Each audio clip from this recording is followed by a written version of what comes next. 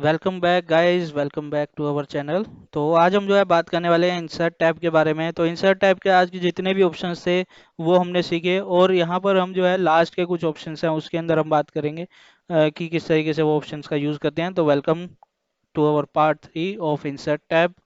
सो ये ऑप्शंस है हमारे पास जो आज हम देखेंगे कि स्लाइसर कैसे यूज़ करते हैं, टाइमलाइन, हाइपरलिंक, टेक्स्ट बॉक्स, इस तरीके के ऑप्शंस आज हम देखने हैं। तो let's go to our practical. तो चलते हैं प्रैक्टिकल शीट की तरफ। तो ये एक डेटा हमारे को दे रखा है, इसके ऊपर हमें जो है वर्कआउट करना है। तो इसको मैं सेलेक्ट कर लेता हूँ, और इंसर्ट टैब में सबसे पहले हमारा जो ऑप्शन है वो है स्लाइसर। ध्यान रखें कि स्लाइसर जब भी हम लगाएंगे तो उससे पहले हमारा जो टेबल है वो कन्वर्ट होना चाहिए टेबल के अंदर, टेबल ऑप्शन के अंदर। ठीक है। तो यहाँ पे अगर मैं ऐसे स्लाइसर पे क्लिक करूंगा तो यहाँ पे कुछ भी कनेक्शन नहीं दिखाएगा। तो जिससे पहले हमें क्या करना है, इसको टेबल में कन्वर्ट करना है। यहाँ पे टेबल ऑप्शन दिख रहा है, शॉर्टकट की होती है Ctrl+T।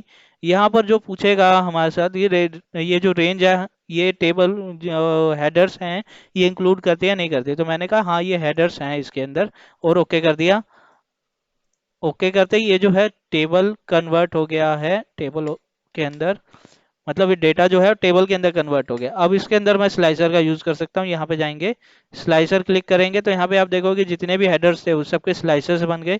मुझे यहाँ पे दो स्लाइसर निकालने हैं, एक तो ग्रेड का, दूसरा लोकेशन का। मैंने ओके करा, दोनों स्लाइसर बन करके यहाँ पर आ गए। ठीक है। तो मुझे चेक करना है कि ग्रेड 1 में कितने लोग काम कर रहे हैं। तो यहाँ पे मैं ऑप्शन में जाऊँगा, इसको जो है अभी स्लाइसर को मैं क्या करता हूँ, इसको 3 कॉलम में कर दिया ताकि मैं इसको अच्छे से मैनेज कर पाऊँ। क्योंकि यहाँ मैनेज करना थोड़ा मुश्किल हो रहा था, इसलिए मैंने इसको 3 में कर दिया। और यहाँ पर जो है कुछ रोज और इंसर्ट कर लेता हूँ ताकि ये अच्छे से दिख पाए। ठीक है। तो इस तरीके से मैंने ये वाला स्लाइसर भी रख लिया। अब यहाँ पे ग्रेड 1 क्लिक करा तो ग्रेड 1 की डेटा आ गया।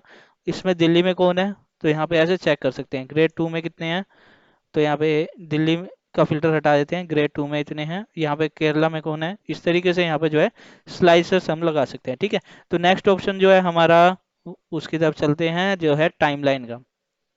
टाइमलाइन बेसिकली क्या होता है कि जो भी हमारा डेट फंक्शंस होते हैं ना, डेट वगैरह लगी होती है, वहाँ पर हम जो है टाइमलाइन का यूज़ करते हैं कि इतने से इतने डेट के बीच में, इतने से इतने तारीख के बीच में, या फिर मंथ्स के बीच में कितना सेल्स हुआ है, इस तरीके से हम देखते हैं। उससे पहले मुझे जो है इसको पाइवट टेबल में कन्वर्ट करना ही पड़ेगा। तो यहाँ पे हम जाएंगे पाइवट टेबल और ओके करेंगे। तो ये जो है डेटा हमारा पाइवट टेबल में कन्वर्ट होके आ जाएगा। उसके बाद मुझे जो है क्या करना है, यहाँ पे टाइमलाइन पे इंसर्ट कर जाना है, और इस पे डेट ऑफ ज्वाइनिंग मंथ जो है इस पे टाइमलाइन लगाना है। ठीक है। ज्वाइनिंग मंथ करके ऐसा एक टाइमलाइन दिया हुआ है। तो यहाँ पे जो है टाइमलाइन लगा दिया। मुझे जो है इस पे जो भी डेटा देखना है उस तरीके से मैं यहाँ पे लगा लूंगा। तो मुझे देखना है कि कितनी वैल्यू हुई, वैल्यू का टोटल, और लोकेशन वाइज वैल्यू कितनी हुई है, इस तरीके से देखना है। ठीक है। तो ये इतने करोड़ का जो है यहाँ पर सेल्स हुआ है, 67 करोड़ का, जो कि लोकेशन वाइज दिख रहा है। अब कितने से कितने टाइम में हुआ है ये मुझे अगर चेक करना है तो यहाँ पे मैं जाऊँगा ईयर्स पे। तो यहाँ पे मैं जो है ईयर्स लगा के चेक कर लूंगा कि 18-19 में कौन से लोकेशन पे सेल्स हुआ था। और अगर मुझे चेक करना 20 में कितना हुआ, 21 में, ऐसे करके तो ये चेक कर सकता हूँ। दूसरा क्या होता है, क्वार्टर वाइज मुझे Q1 से लेके Q3 का सेल्स देखना है, तो इस तरीके से मैं चेक कर सकता हूँ।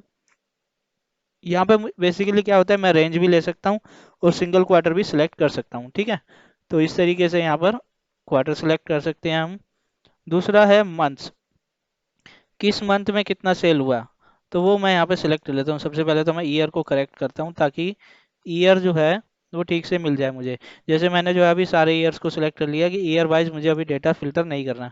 ठीक है ना। तो ईयर मैंने सारे सिलेक्ट कर लिए, उसके अंदर क्वार्टर मैंने सिलेक्ट करा Q1 से लेके Q3। थोड़ा ज़्यादा सिलेक्ट कर लेते हैं ताकि डेटा दिख जाए, क्योंकि यहाँ पर आप देखोगे ना तो ऊपर यहाँ पे डेट चेंज होता हुआ दिखेगा आपको। ठीक है। अब देखो यहाँ पे दिखा रहा है 2016 से 2018 में Q4 से Q2 का डेटा है ये। तो यहाँ पे मैंने सारे क्वार्टर सेलेक्ट कर लिए, और यहाँ पे मंथ सेलेक्ट कर लेते हैं आप। ठीक है। कौन से मंथ में सेल्स चेक कर रहे हैं हम। तो यार इस तरीके से हम जो है ये चेक करते हैं कि कौन से मंथ के अंदर सेल्स हम चेक कर रहे हैं। ठीक है। इस तरीके से यहाँ पर मैंने मंथ सेलेक्ट कर लिए। डेज भी लगा सकते हैं हम, किस दिन के हिसाब से हम देख रहे हैं। ठीक है। तो बहुत सारी चीज़ें हैं जो कि हम इसमें कर सकते हैं। ठीक है ना। तो ये हम क्लियर कर देंगे तो सारा डेटा दिखने लगेगा। तो ये था हमारा टाइमलाइन का कंसेप्ट। नेक्स्ट हम चलते हैं, नेक्स्ट ऑप्शन क्या है हमारे पास, हाइपरलिंक का। हाइपरलिंक क्या होता है, जैसे कि एक जगह पे क्लिक करा तो दूसरी जगह पहुंच गए, दूसरी जगह पे क्लिक करा तीसरी जगह पे पहुंच गए। जैसे आप देखो वेबसाइट्स होती है ना, मैं आपको दिखाता हूँ। जैसे ये वेबसाइट है, तो यहाँ पे मैंने एक क्लिक करा, तो ये हाइपर लिंक कर हो रखा था, तो ये दूसरी जगह पे लेके चला गया। तो इस तरीके से हम जो है डेटा को हाइपर लिंक कर लेते हैं, जिससे कि हम जो है एक से क्लिक करके दूसरी जगह पहुंच जाते हैं। तो यहाँ पे हाइपर लिंक का क्या काम है, तो जैसे कि मुझे अगर कोई फाइल खोलनी है, उसके लिए मैं हाइपरलिंक लगा सकता हूँ। जैसे यहाँ पे मैं गया हाइपरलिंक ऑप्शन पे, यहाँ पर जो है ये एग्जिस्टिंग वेब पेज वगैरह दिखाता है। जैसे मुझे मान लो ये वाली इमेज खोलनी है, तो यहाँ पे मैंने क्लिक करा और ओके कर दिया, तो ये जो है उस इमेज का जो है हाइपरलिंक क्रिएट कर देगा। ऐसे क्लिक करूंगा तो वो इमेज ओपन हो जाएगी। ठीक है, इस तरीके से आप जो है डेटा को मैनेज करके रख सकते हो। ठीक है ना। नेक्स्ट क्या है कि हमें जो है विद इन द डॉक्यूमेंट अगर हाइपरलिंक लगाना हो तो वो भी हम कर सकते हैं। उसका क्या काम होता है, आप जैसे डैशबोर्ड बना रहे हो और आपको जो है ऊपर एक टैब देना है, मतलब मेन्यू टैब, कि इस पे क्लिक करोगे तो ये वाली शीट ओपन होगी, दूसरे पे क्लिक करोगे तो दूसरी शीट। तो मैं आपको करके दिखाता हूँ लाइव। यहाँ पर मैं इंसर्ट में गया, उसके लिए मैंने एक शेप इंसर्ट कर ली, छोटी सी। ठीक है, और इसके अंदर लिख देता हूँ मैं सबसे पहले तो, इस शीट का नाम है एक्सपेरिमेंट। एक्सपेरिमेंट, ठीक है। सबसे पहली शीट है एक्सपेरिमेंट, दूसरी मैंने इसकी कॉपी बनाई और इसका नाम रख दिया मैंने डेटा। तो अभी दो ही शीट है मेरे पास, और मैं दो का जो है लिंक करके आपको दिखाता हूँ। इस तरीके से मैंने जो है इसको मैनेज कर लिया, और इस तरीके से इसको भी बटन्स मतलब एक तरीके से क्रिएट कर लिए।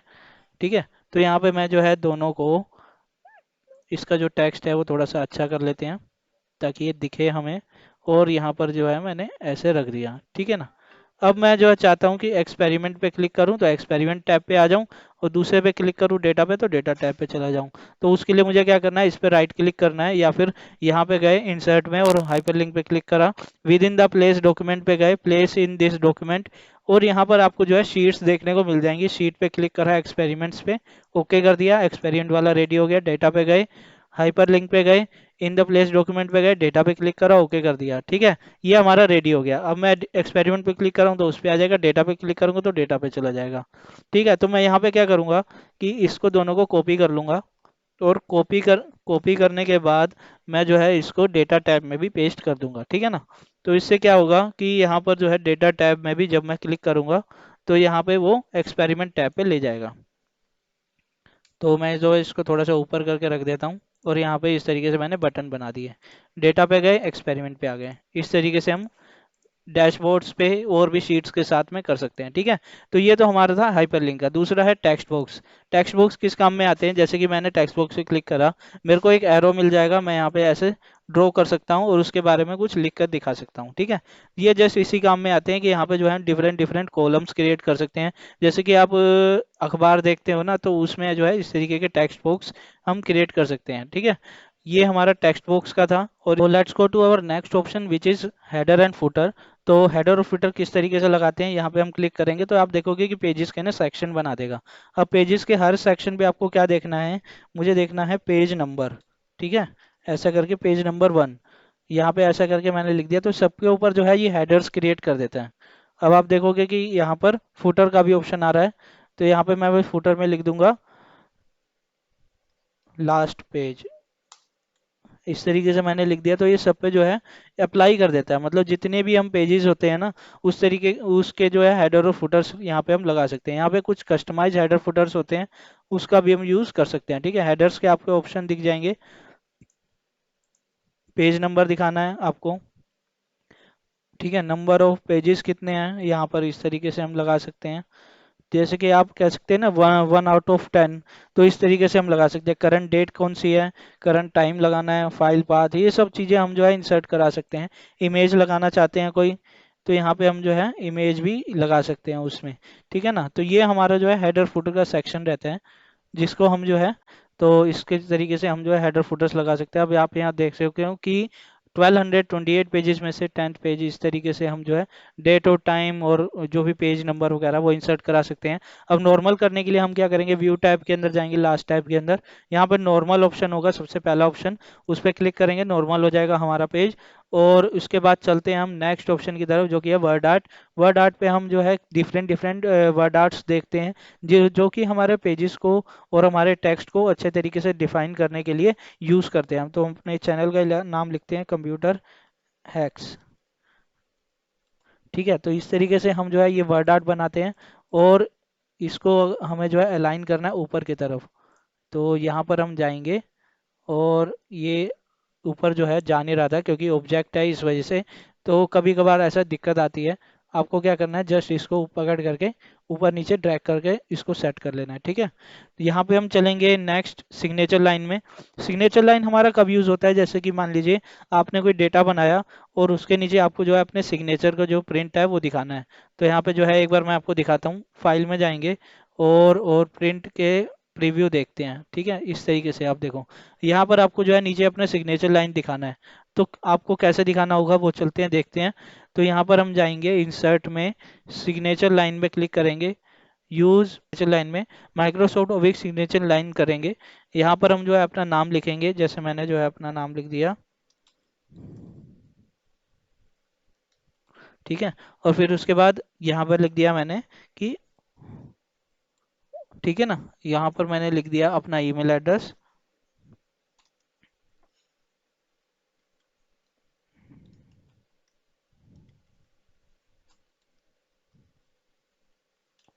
और उसके बाद मैंने जो है यहाँ पर जो भी इंस्ट्रक्शन वगैरह देनी है वो लिख करके और ओके कर दिया। तो यहाँ पे आप देखोगे सिग्नेचर लाइन क्रिएट क्रिएट हो जाती है। तो जब भी मैं यहाँ पे जो है प्रिंट आउट निकालूंगा तो यहाँ पे मुझे सिग्नेचर का ऑप्शन देखने को मिल ही जाएगा, ठीक है। तो उसके बाद चलते हैं नेक्स्ट, अपना जो है ऑब्जेक्ट। ऑब्जेक्ट हमारा किस काम में आता है, जैसे कि मुझे जो है इस एक्सेल के अंदर वर्ड का एक डॉक्यूमेंट चाहिए। तो यहाँ पे मैं ऑब्जेक्ट पे जाऊँगा। तो यहाँ पे डिफरेंट डिफरेंट आपको जो है ऑप्शन देखने को मिल जाएंगे कि आपको कौन किस किस जगह से जो है आप एक ऑब्जेक्ट क्रिएट कर सकते हो। तो मैंने कहा वर्ड पैड का मुझे एक डॉक्यूमेंट जो है इसके अंदर इनबिल्ट करना है कि यहाँ पे जो भी मैं वर्ड के अंदर क्रिएट करूँ तो यहाँ पे भी वो अपडेट हो जाए। तो यहाँ पे मैं गया, वर्ड पे क्लिक करा और ओके कर दिया, ठीक है। तो वर्ड का एक ऑप्शन, वर्ड का जो एक फाइल ओपन हो गया के आ जाएगा। तो यहाँ पे मैंने लिखा दिस इज, ऐसे क्लिक करके और इसको जो है क्लोज कर दिया। अब देखोगे यहाँ पर ये वर्ड का जो है ऑब्जेक्ट बन करके एक छोटा सा आ जाएगा। अब यहाँ पर जो भी मैं लिखूंगा वो यहाँ पे अपडेट होता रहेगा। अब इसको जो है मुझे वापसी अगर एडिट करना है तो यहाँ पे जस्ट डबल क्लिक करूंगा तो ये ऑब्जेक्ट में ले जाएगा और यहाँ पे दोबारा से क्लोज करूंगा तो यहाँ पे वो अपडेट हो गया, देखो, ठीक है। तो इस तरीके से हम जो है ऑब्जेक्ट क्रिएट करते हैं। इसी तरीके से हम जो है अगर वर्ड में काम कर रहे होते तो ऑब्जेक्ट में जाके एक्सेल का ऑब्जेक्ट भी क्रिएट कर सकते थे। नेक्स्ट हमारा ऑप्शन इक्वेशन। इक्वेशन जैसे कि हमें कुछ इक्वेशंस अगर प्रिंट करनी है, आपको कोई अगर एग्जाम बनाना है या फिर कुछ ऐसा कर रहे हैं जिसके अंदर आपको जो है इक्वेशंस लिख करके दिखानी है, तो यहाँ पे कुछ बनी हुई इक्वेशंस आती हैं और आप जो है अपनी तरफ से इक्वेशन बना भी सकते हो, ठीक है। तो यहाँ पर जो है आप जैसे इक्वेशन बनाना चाह रहे हैं तो यहाँ पर ये जो है ऑप्शन आपको दिया रहता है, ठीक है। यहाँ पे मैंने लिख दिया a⁻²।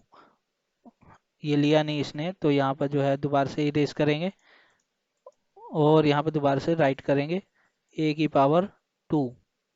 अब इसने ले लिया, मतलब इस तरीके से, ठीक है। तो आप इंसर्ट करोगे वो इक्वेशन आपको बना करके ये यहाँ पे दे देगा, ये देखो, ठीक है ना। तो इस तरीके से हम जो है ये इक्वेशंस भी बना सकते हैं। नेक्स्ट जो है हमारा सिंबल्स। तो सिंबल्स के अंदर आपको हजारों लाखों सिंबल्स यहाँ पे देखने को मिल सकते हैं, ठीक है। तो यहाँ पर क्या होता है, फॉन्ट होते हैं डिफरेंट डिफरेंट टाइप के, जैसे ट्रेडमार्क का अगर मुझे सिंबल चाहिए तो यहाँ पे मुझे सर्च करना होगा। हम ट्रेडमार्क का, ये कॉपीराइट का सिंबल यहाँ पे दे दिया, रजिस्टर्ड का, ये रहा ट्रेडमार्क का सिंबल, तो यहाँ पे मैंने इंसर्ट कर लिया। तो अगर ऐसा है कि कहीं पे इंसर्ट करना हो, कुछ सिंबल्स ऐसे होते हैं जो कि आपको जो है इंसर्ट करने रहते हैं, तो आप जो है इस तरीके से इंसर्ट करके अपने जो है डॉक्यूमेंट में यूज़ कर सकते हैं उसको, ठीक है। तो इस तरीके के सिंबल्स वगैरह आप यूज़ कर सकते हैं। सो आई होप ये वीडियो आपके लिए इन्फॉर्मेटिव रहा होगा।